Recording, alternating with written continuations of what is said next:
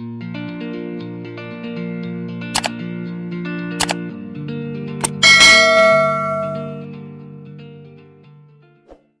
students, hi friends, I am Gauri Shankar. You are watching Learn English with G Smart YouTube channel.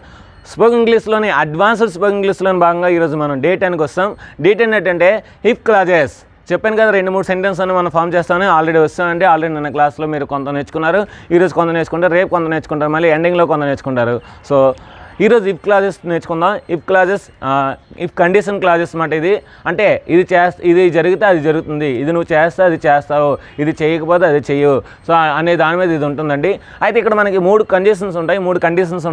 If conditions అని 3 ఉంటాయి.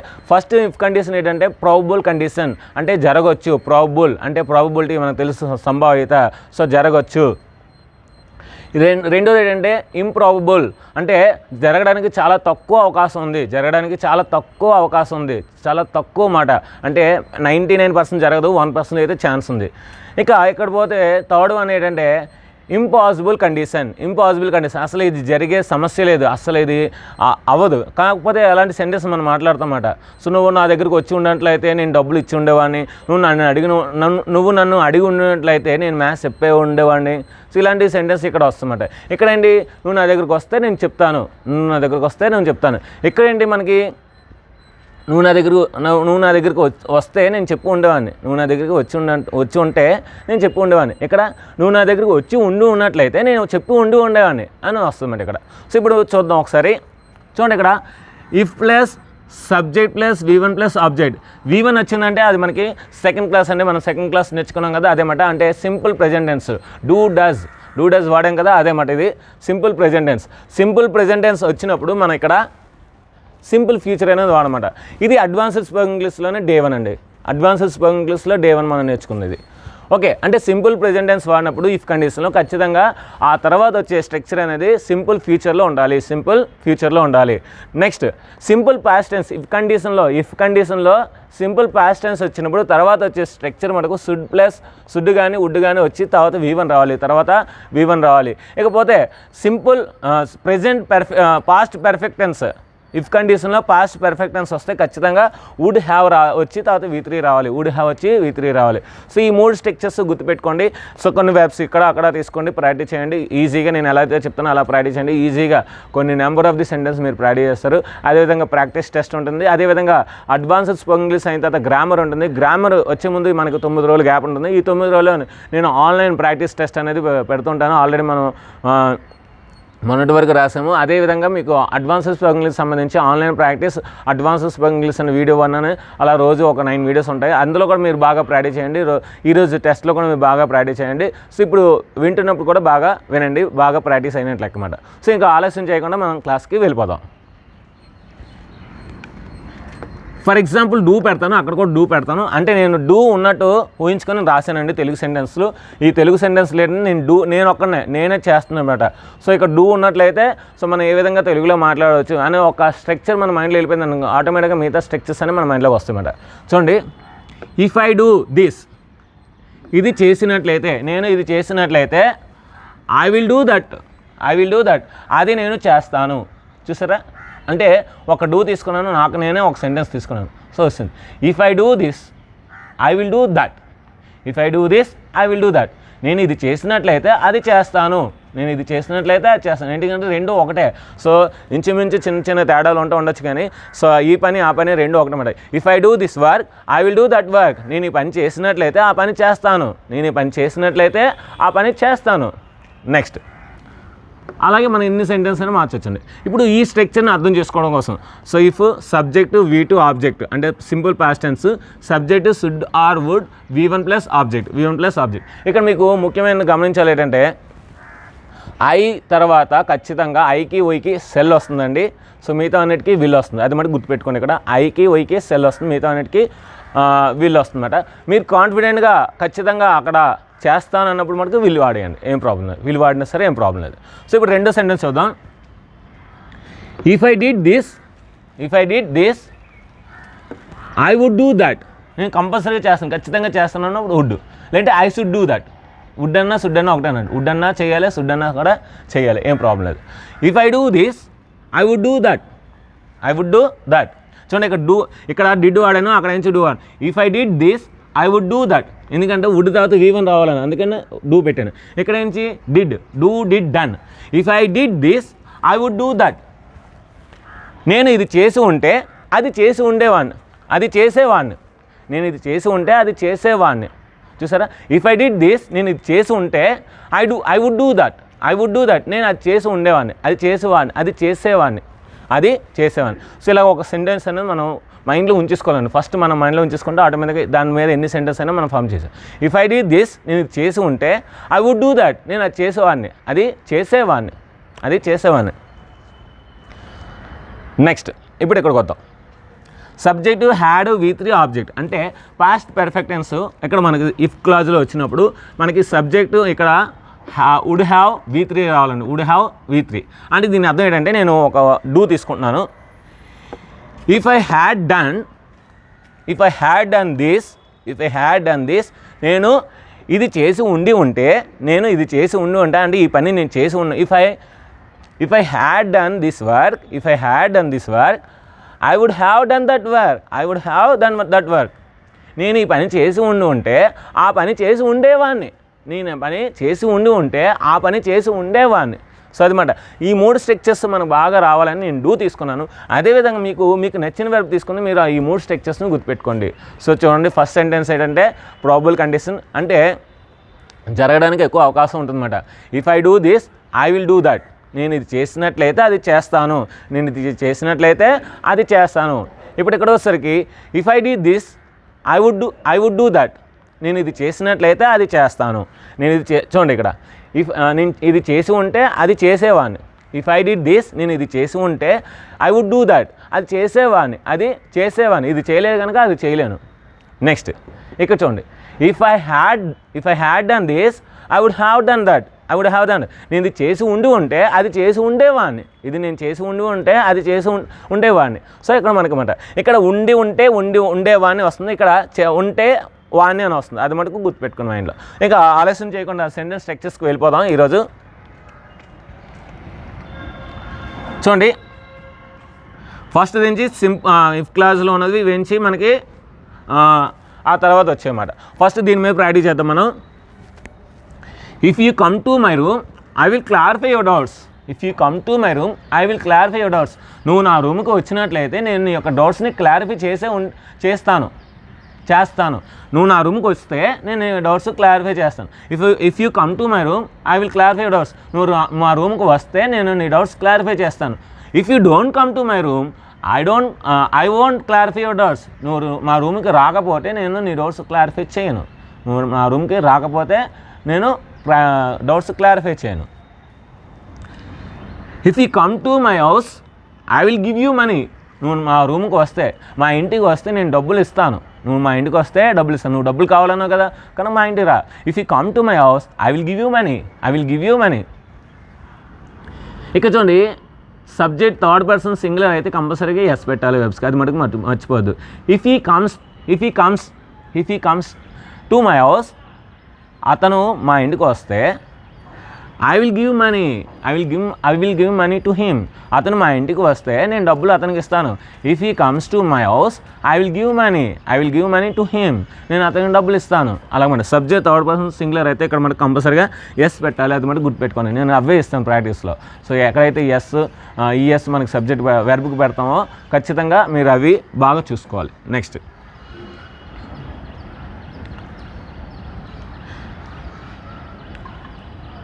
if you come to my house you will get something. నువ్వు మా ఇంటికి వస్తే నీకు ఒక కొత్తది వస్తుందన్నమాట. యూ విల్ గెట్ సంథింగ్, నువ్వు కొత్తది పొందుతావు, ఏదో ఒకటి పొందుతావు. You will get good marks నువ్వు in your exam. If you come to my house daily you will get good marks. నువ్వు మా ఇంటికి రోజు వస్తే నువ్వు మంచి మార్క్స్ పొందగలుగుతావు, నీ ఎగ్జామ్లో మంచి మార్క్స్ పొందగలుగుతావు. If they come to my house, వారు మా ఇంటికి వస్తే I will tell the stories. నేను వాళ్ళకి స్టోరీస్ చెప్తాను. If they come to my house I will tell the stories. వాళ్ళు మా ఇంటికి వస్తే నేను వాళ్ళకి స్టోరీస్ చెప్తాను. If she comes to my house my mother will see her. ఆమె మా ఇంటికి వస్తే మా అమ్మగారు ఆమెను చూస్తారు. If she comes to my house my mother will see her. మా అమ్మగారు ఆమెను చూస్తారు. సో అలా మనం ఈజీగా చెప్పచ్చండి. నెక్స్ట్ కమ్ అయిపోయింది. Next work. If you work hard I will clarify your doubts. నువ్వు కష్టపడితే నేను యొక్క డౌట్స్ని క్లారిఫై చేస్తాను. If you work hard I will clarify your doubts in mathematics. నువ్వు కష్టపడినట్లయితే, ఇఫ్ యూ వర్క్ హార్డ్, నువ్వు కష్టపడితే I will clarify your doubts in maths. నేను మ్యాథ్స్లో డౌట్స్ క్లారిఫై చేస్తాను. If you work hard I will clarify your doubts in English grammar. నువ్వు కష్టపడితే నేను ఇంగ్లీష్లో డౌట్స్ క్లారిఫై చేస్తాను. If you work hard I will give you money, I will give you gifts.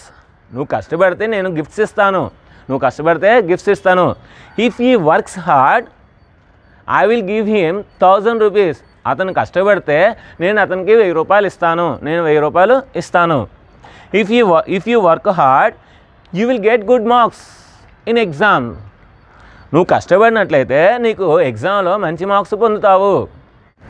Next, if you work hard I will tell new lessons. నువ్వు కష్టపడితే నేను కొత్త lessons చెప్తాను, టీచ్ చేస్తాను. If you work hard your mother see you happy. So నువ్వు కష్టపడినట్లయితే మీ mother నిన్ను హ్యాపీగా చూస్తారు.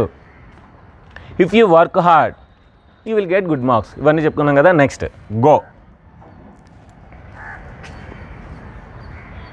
If you go there they will clarify your doubts. నువ్వు అక్కడికి వెళ్ళినట్లయితే వారు నీ యొక్క డౌట్స్ని క్లారిఫై చేస్తారు. ఇఫ్ యూ గో దేర్, నువ్వు అక్కడికి వెళ్తే they will clarify your doubts. వాళ్ళు నీ డౌట్స్ క్లారిఫై చేస్తారు. నువ్వు అక్కడికి వెళ్ళినట్లయితే వాళ్ళు నీ డౌట్స్ క్లారిఫై చేస్తారు. If you go there they will give money. నువ్వు అక్కడికి వెళ్ళినట్లయితే వాళ్ళు మనీ ఇస్తారు. మన డబ్బులు అక్కడ నుండి తెచ్చుకోవాలి. కనుక అప్పుడు నువ్వేం చేయాలి? అక్కడికి వెళ్ళాలి. అక్కడికి వెళ్తేనే వాళ్ళు నీకు డబ్బులు ఇస్తారు. If you go there they will give you money. If you go they you will get something. నువ్వు అక్కడికి వెళ్ళినట్లయితే నీకు అక్కడ ఏదో ఒకటి వస్తుంది, something. If you go they they will tell you stories. నువ్వు అక్కడికి వెళ్ళినట్లయితే వాళ్ళు స్టోరీస్ చెప్తారు. If you go to your grandmother house grandmother will tell you stories. మీ యొక్క గ్రాండ్ మదర్ ఇంటికి వెళ్తే మీ గ్రాండ్ మదర్ నీకు స్టోరీస్ చెప్తుంది. If you go they they will see you. నువ్వు అక్కడికి వెళ్ళినట్లయితే వాళ్ళు నిన్ను చూస్తారు. If you go they they will see you. నువ్వు అక్కడికి వెళ్ళినట్లయితే వాళ్ళు నిన్ను చూస్తారు. Next join. If you join in my institute I will clarify your doubts. నువ్వు మా ఇన్స్టిట్యూట్లో జాయిన్ అయినట్లయితే నేను నీ యొక్క డౌట్స్ని క్లారిఫై చేస్తాను. If you join there they will give subject. నువ్వు అక్కడ జాయిన్ అయినట్లయితే వాళ్ళు నీకు సబ్జెక్ట్ ఇస్తారు. If you join in that institute you will get good marks. నువ్వు ఆ ఇన్స్టిట్యూట్లో జాయిన్ అయితే నీకు మంచి మార్క్స్ వస్తాయి. If you join in that institute they will tell good news. They will tell good manners. నువ్వు అక్కడ జాయిన్ అయినట్లయితే వాళ్ళు ఒక మంచి విషయాలు చెప్తారు, గుడ్ థింగ్స్. వాళ్ళు ఒక మంచి విషయాలు చెప్తారు. If you join there they will see you. నువ్వు అక్కడ జాయిన్ అయితేనే వాళ్ళు చూస్తారు. నువ్వు జాయిన్ అయిపోతే వాళ్ళు ఎలా చూస్తారు? సో అలా చెప్పొచ్చు అన్నమాట. Next learn. If you learn English I will clarify your doubts.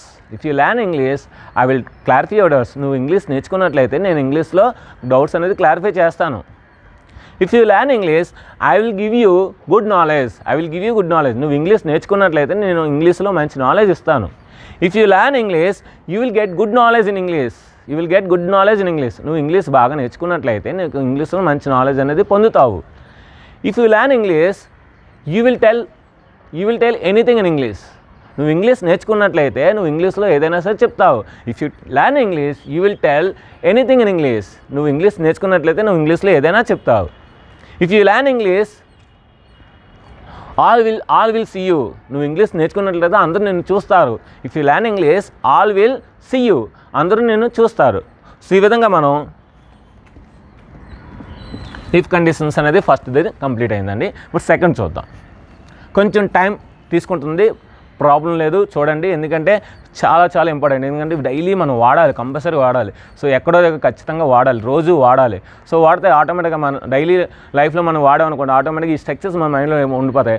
Once మన మైండ్లో వెళ్ళిపోయిందంటే ఆటోమేటిక్గా మనం ఎప్పుడైనా సరే ఇంగ్లీష్ అనేది ఈజీగా ఇఫ్ కండిషన్స్ వచ్చినప్పుడు మాట్లాడవచ్చు. సో ఒకటే చెప్తున్నాను చూడండి, ఏదైనా ఒక పని మనం 21 రోజులు చేస్తే అది మనకు అలవాటుగా మారుతుంది. ఏదైనా ఒక పనిని 7 సార్లు మనం రాస్తే అది మనకి సబ్ కాన్షియస్ మైండ్లో వెళ్తుందన్నమాట. సబ్ కాన్షియస్ మైండ్లో వెళ్ళింది ఎప్పుడు కూడా జీవితాంతం గుర్తుపెట్టుకుంటున్నాం అన్నమాట. సో అందుకే మనకు చిన్నప్పుడు ఎక్కాలనేవి ప్రతిసారి బట్టి పట్టమంటారు. ఎందుకు 7 సార్లు చదవమన్నారు, చదువు మళ్ళీ చదువు మళ్ళీ చదువు మళ్ళీ చదువు. యాక్చువల్గా ఏంటంటే ఈ ఎక్కాలు ఎవరైనా సరే పిల్లలు ఎవరైనా అవనివ్వండి 7 సార్లు ఒక ఎక్కను నేర్చుకున్నారంటే ఆ ఎక్క అనేది మనకి సబ్ కాన్షియస్ మైండ్లో వెళ్ళిపోతుంది. ఆటోమేటిక్గా మనం ఎప్పుడైనా సరే ఈజీగా చెప్పచ్చు. 17 18 306, నెక్స్ట్ 12 12 144, 19 18 342, ఇలాగ మనం వెంటనే చెప్పచ్చు అన్నమాట. సో సింపుల్ లాజిక్ ఏంటంటే ఒక ఎక్కని 7 సార్లు నేర్చుకుంటే చాలండి. సో ఆ ఎక్క అనేది ఈజీగా వస్తుంది. టేబుల్స్ అన్నీ కూడా చాలా ఈజీగా వస్తుందన్నమాట. అదేవిధంగా ఇది 7 సార్లు మీరు ప్రాక్టీస్ చేయండి. ఆ స్ట్రక్చర్ అనేది 7 సార్లు ప్రాక్టీస్ చేస్తే ఈ స్ట్రక్చర్ అనేది మీ మైండ్లో ఉంటుందన్నమాట. సో ఇప్పుడు రెండో చూద్దాం. ఇది చేసి ఉంటే అది చేసేవాడిని అంతే కదా. ఓకే, ఈ స్ట్రక్చర్ వాడాలి. Come came come. If you came here, నువ్వు ఇక్కడికి వచ్చి ఉంటే I would clarify your doubts. నువ్వు ఇక్కడికి వచ్చి ఉంటే నేను డౌట్స్ క్లారిఫై చేసేవాడిని. If you came here I would give you money. నువ్వు ఇక్కడికి వచ్చి ఉంటే నేను డబ్బులు ఇచ్చేవాడిని. నువ్వు ఇక్కడికి వచ్చి ఉంటే నేను డబ్బులు ఇచ్చేవాడిని. If you came here, you would get good marks in maths. నువ్వు ఇక్కడికి వచ్చి ఉంటే నీకు గుడ్ మార్క్స్, ఒక మంచి మార్క్స్ వచ్చేవి, తెచ్చుకునేవాడివి. Next, if you came here I would tell stories. నువ్వు ఇక్కడికి వచ్చి ఉంటే నీకు స్టోరీ చెప్పేవాడిని, నేను స్టోరీస్ చెప్పేవాడిని. ఓకేనా. Next, if you came here my mother would see you. నువ్వు ఇక్కడికి వచ్చి ఉంటే మా మదర్ నిన్ను చూసేవారు. ఓకేనా. Next, if you worked hard. చూడండి ఇక్కడ వర్క్ కూడా రావాలి. If you worked hard I would clarify your doubts. చూడండి క్లారిఫై అంటున్నాను, మార్చలే, ఐ వుడ్ అంటున్నాను. చూసారా, రెండో సెంటెన్స్ అన్న నా మైండ్లో ఉండిపోయింది, రెండో స్ట్రక్చర్ అనేది అలా ఉండిపోయింది. If you worked hard I would clarify your doubts. అక్కడ వుడ్ ఎందుకు పెట్టానంటే కంపల్సరీ నేను చేస్తాను. సో క్లారిఫై చేయగలమాట. సో చేయలేమనుకోండి, I should clarify your doubts, నేను చేస్తానని అర్థం. వుడ్ అన్నా షుడ్ అన్నా చేయడమే. If you worked hard I would clarify your doubts. నువ్వు కష్టపడినట్లయితే, చూడండి కష్టపడి ఉంటే నేను డౌట్స్ చెప్పేవాడిని, క్లారిఫై చేసేవాడిని. If you worked hard I would give you money. నువ్వు కష్టపడి ఉంటే నేను డబ్బులు ఇచ్చేవాడిని. చూడండి వాడిని పెడితే చాలన్నమాట. Next, if you worked hard you would get good marks. నువ్వు కష్టపడి ఉంటే నీకు మంచి మార్క్స్ వచ్చేవి. If you worked hard I would tell stories. If you work hard you would tell in English. నువ్వు కష్టపడినట్లయితే నువ్వు ఇంగ్లీష్లో చెప్పేవాడివి. If you work hard all would see you. నువ్వు కష్టపడి ఉంటే అందరూ నిన్ను చూసేవారు. Next, if you went there, నువ్వు అక్కడికి వెళ్ళినట్లయితే, ఇక్కడ నేను యూ పెడుతున్నాను, మీరు ఏవైనా పెట్టచ్చండి, హీ పెట్టచ్చు, సీ పెట్టచ్చు, దే పెట్టచ్చు, సో పేరైనా పెట్టచ్చు, ఏం ప్రాబ్లం లేదు. చూడండి ఇక్కడ మారుస్తాను. If Ramakrishna went there Radha would clarify his doubts. Ramakrishna అక్కడికి వెళ్ళినట్లుంటే, రామకృష్ణ అక్కడ వెళ్ళి ఉంటే రాధా క్లారిఫై చేసేది, అతని యొక్క డౌట్స్ని క్లారిఫై చేసేది. If Prasad went there Srinivas would give money to Prasad. అక్కడ వెళ్ళి ఉంటే శ్రీనివాస్ డబ్బులు ఇచ్చేవాడు. ప్రసాద్ వెళ్ళగా శ్రీనివాస్ డబ్బులు ఇవ్వలేదు. సో ఇలా మనం సబ్జెక్ట్ బదులు నేమ్స్ కూడా రాసుకోవచ్చు, ఏదైనా రాసుకోవచ్చు. దే పెడతాను చూడండి. If they went there they would get money. వాళ్ళు అక్కడికి వెళ్ళి ఉంటే వారికి డబ్బులు వచ్చేవి, వారికి డబ్బులు పొందేవారు, డబ్బులు పొందేవారు. నెక్స్ట్ చూద్దాం. If you join in that institute they would clarify your doubts. నువ్వు ఆ ఇన్స్టిట్యూట్లో జాయిన్ అయి ఉంటే వాళ్ళు నీకు డౌట్స్ క్లారిఫై చేసేవారు. నువ్వు ఆ ఇన్స్టిట్యూట్లో జాయిన్ అయి ఉంటే వాళ్ళు నీకు డౌట్స్ క్లారిఫై చేసేవారు. సో ఇలాగా మనం చాలా సెంటెన్స్ అనేవి చెప్పుకోవచ్చండి. సో నెక్స్ట్ మనం లాస్ట్ స్ట్రక్చర్ అదేంటంటే చేసి ఉండేవాడిని. నేను ఇది చేసి ఉంటే అది చేసి ఉండేవాడిని. సో ఇప్పుడు దాన్ని చూద్దాం. లాస్ట్ స్ట్రక్చర్ అన్నమాట. ఇది ఇంపాసిబుల్, అసలు అయ్యే ప్రసక్తే లేదన్నమాట. ఇది మనకి అవకాశం ఉంటుంది, ఇది 99% అవకాశం ఉంటుంది, 1% అవకాశం ఉంటుంది, అసలు అవకాశం ఉండదు అన్నమాట. సో అటువంటి సెంటెన్స్ ఒకసారి చూద్దాం. ఎండ వస్తే వర్షం రాదు, అంతేనా? ఎండ వస్తే వర్షం రాదు కదా. సో అలాంటి సెంటెన్స్ మనం ఇక్కడ చెప్పచ్చు మరి, impossible conditions. Okay, third one చూడండి. ఇక్కడ హ్యాడ్ విత్ రే రావాలి, అక్కడ వుడ్ హ్యావ్ విత్ రే రావాలి. గుర్తుపెట్టుకోండి, ఇక్కడ హ్యాడ్ విత్ రే, అక్కడ వుడ్ హ్యావ్ విత్ రే రావాలి. ఓకేనా? If you had come here నువ్వు ఇక్కడికి వచ్చి ఉంటే I would have clarified your doubts. చూడండి, if you had come to here I would have clarified your doubts. నువ్వు ఇక్కడికి వచ్చి ఉంటే నేను నీ డౌట్స్ క్లారిఫై చేసి ఉండేవాడిని. If they had come here, I would have clarified their doubts. వారు ఇక్కడికి వచ్చి ఉంటే నేను వారి యొక్క డౌట్స్ని క్లారిఫై చేసి ఉండేవాడిని. వారు ఇక్కడికి వచ్చి ఉన్నట్లయితే నేను వారి యొక్క డౌట్స్ని క్లారిఫై చేసి ఉండేవాడిని. Next, if you had come here I would have given you money. I would have given money to you. నువ్వు ఇక్కడికి వచ్చి ఉంటే నేను నీకు డబ్బులు ఇచ్చి ఉండేవాడిని. If you had come here you would have got something. నువ్వు ఇక్కడికి వచ్చి ఉంటే నువ్వు కొంత ఏదో ఒకటి పొంది ఉండేవాడు. గెట్ అంటే పొందుట. If you had come here I would have told the stories. నువ్వు ఇక్కడికి వచ్చి ఉన్నట్లయితే ఉంటే నేను నీకు స్టోరీస్ చెప్పి ఉండేవాడిని. సో అలా మనం చెప్పచ్చండి. Next, if you had worked hard you would have passed your exam. You would have clarified doubts. నువ్వు ఇక్కడికి వచ్చి ఉన్నట్లయితే నీ యొక్క డౌట్స్ని క్లారిఫై చేసుకుండేవాడివి. నువ్వు కష్టపడినట్లయితే, వర్క్ కదా, నువ్వు గట్టిగా కష్టపడినట్లయితే నీ యొక్క డౌట్స్ నువ్వు క్లారిఫై చేసుకుని ఉండేవాడివి. నువ్వు కష్టపడలేదు కనుక నువ్వు డౌట్స్ని క్లారిఫై చేసుకోలేకపోతున్నమాట. If you had worked hard I would have given money.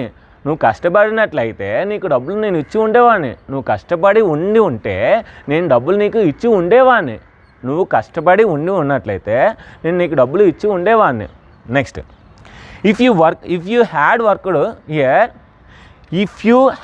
Worked hard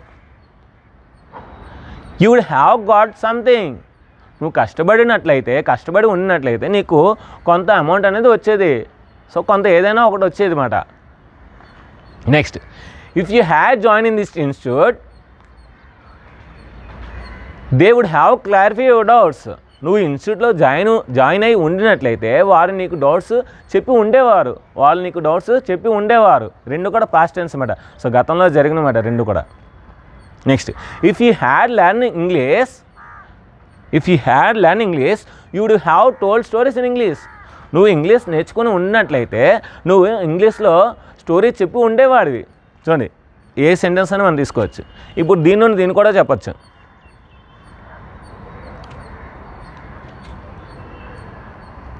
if you had seen her if you had seen her, నువ్వు ఆమెను చూసి ఉన్నట్లయితే she would have come to you, ఆమె నీ దగ్గరికి వచ్చి ఉండేది. If you had seen her, if you had seen her, నువ్వు ఆమెను చూసి ఉన్నట్లయితే she would have come to you, ఆమె నీ దగ్గరికి వచ్చి ఉండేది. If you had told stories to children, if you had told stories to children, నువ్వు పిల్లలకి స్టోరీస్ చెప్పి ఉన్నట్లయితే they would have come to you, they would have come to you, వారు నీ దగ్గరికి వచ్చి ఉండేవారు. నువ్వు పిల్లలకి స్టోరీస్ చెప్పి ఉంటే వాళ్ళు నీ దగ్గరికి వచ్చి ఉండేవారు. If you had given money, if you had given money to him, నువ్వు అతనికి డబ్బులు ఇచ్చి ఉంటే, if you had given money to him, నువ్వు అతనికి డబ్బులు ఇచ్చి ఉంటే he would have worked hard, అతను కష్టపడి పని చేసి ఉండేవాడు, అతను కష్టపడి పని చేసి ఉండేవాడు. నువ్వు డబ్బులు ఇస్తే అతను కష్టపడి పని చేసి ఉంటావు, నువ్వు డబ్బులు ఇవ్వలేదు కనుక ఆయన కష్టపడి పని చేయమాట. సో దీన్ని నెగిటివ్ సెంటెన్స్ కూడా వాడచ్చండి. If you had not come to here, I would not have clarify your doubts, I would not have clarify your doubts, నువ్వు ఇక్కడికి వచ్చి ఉండి లేకపోతే నేను యొక్క డౌట్స్ని క్లారిఫై చేసి ఉండేవాడిని కాదు, నేను ఈ యొక్క డౌట్స్ని క్లారిఫై చేసి ఉండేవాడిని కాదు. సో ఇలాగా మనం నాట్ పెడితే నెగిటివ్ సెంటెన్స్ కూడా అవుతాయండి. సో ఇది sentence formation, if conditions, if clause చాలా ఇంపార్టెంట్. ఇది మనకి కింద చాలా ఇంపార్టెంట్వి 20 సెంటెన్స్ ఇస్తాను, డైలీ 20 సెంటెన్స్ ఇస్తాను, మీకు తెలుసు. ఆ 20 సెంటెన్స్ రాసి నాకు వాట్సాప్ గ్రూప్లో పంపించండి. సో కింద టెలిగ్రామ్ గ్రూప్ ఉంటుంది, అందులో క్లిక్ చేసినట్లయితే అందులో నా యొక్క వాట్సాప్ నెంబర్ ఉంటుంది, దానికి పంపించండి. సో ఎవరైతే బాగా అన్ని కరెక్ట్ ఆన్సర్స్ రాస్తారో వాళ్ళని ఖచ్చితంగా టాపర్స్లో నేను లిస్ట్లో పెడతాను. సో నెక్స్ట్ మనం రేపు డే 11లో మనం వీడియో వెళ్దాము. సో ఈ వీడియో నచ్చితే మనకు లైక్ చేయండి, షేర్ చేయండి, కామెంట్ చేయండి, సబ్స్క్రైబ్ చేయండి, మీ ఫ్రెండ్స్ అందరికీ షేర్ చేయండి. Thank you very much, bye.